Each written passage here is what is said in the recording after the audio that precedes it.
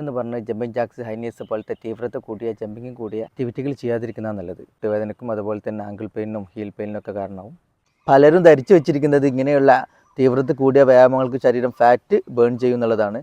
എന്നാൽ തീവ്രത കൂടിയ വ്യായാമങ്ങൾക്ക് ശരീരത്തിന് ഫാറ്റ് ഉപയോഗിക്കാൻ പറ്റില്ല.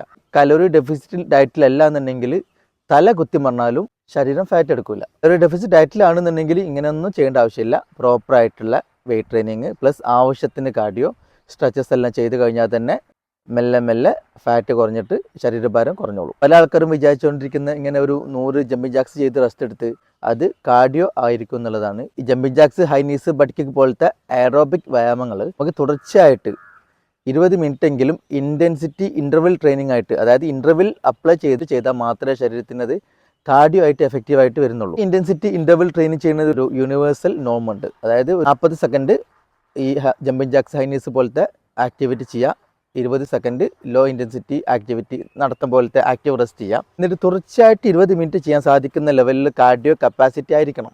ശരീരഭാരം കൂടിയ ആൾക്കാരും അതുപോലെ തന്നെ ബിഗിനേഴ്സും ആദ്യം സ്റ്റേഷനറി കാർഡിയോ വെച്ചിട്ട് സ്റ്റാർട്ട് ചെയ്യുക.